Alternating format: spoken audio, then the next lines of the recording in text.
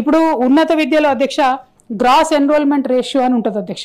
దాంట్లో 35%తోని తెలంగాణ జాతీయ స్థాయిలో ముందుగా ఉంది అధ్యక్ష. ఎందుకంటే national average is only 27.1% high school ఎడ్యుకేషన్లో అధ్యక్ష. అట్లానే టీచర్ స్టూడెంట్ రేషియోలో కూడా మనం కంట్రీలో బెస్ట్గా ఉన్నాం అధ్యక్ష.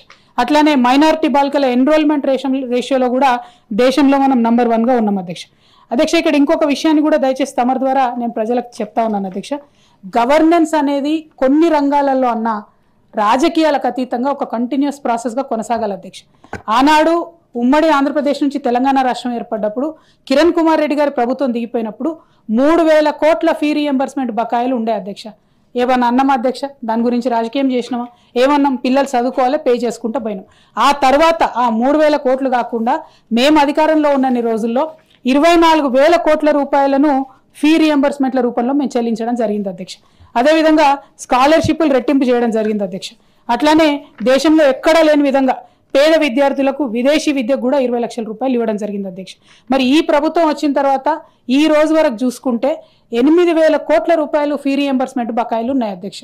అది మల్లన్న గారు మాట్లాడుకుంటూ చెప్పినారు, ప్రొఫెసర్ కోదండరాం సార్ మాట్లాడుకుంటూ కూడా చెప్పినారు. మరి ఆ బకాయిలు ఉన్నాయంటే మీరు బకాయి పెట్టిపోయినంటారు. మీరు బకాయి పెట్టినా మేము బకాయి పెట్టినాం ఉంటుందా? పిల్లలకు డబ్బులు అందినాయా లేదా, పిల్లలు చదువుతున్నారా లేదా అన్నది ఉంటుంది. మీకు దీక్ష దక్షత ఉంటే మీరు సాధించుకోవాలి. ఇదే క్వశ్చన్ బట్టి విక్రమార్క గారిని ఎన్నికల ప్రచార సందర్భంగా కూడా మీడియా వాళ్ళు అడిగితే ఆయన అన్నది ఏంటంటే మా కాంగ్రెస్ పార్టీ మాకు అపారమైన అనుభవం ఉంది, మేము ఖచ్చితంగా చేస్తామని చెప్పారు అధ్యక్ష. మరి ఇవాళ ఎందుకు సన్నాయి నొక్కులు నొక్కుతున్నారు? ఇవాళ ఎందుకు 8,000 కోట్ల రూపాయలు పెండింగ్ పెట్టిరు?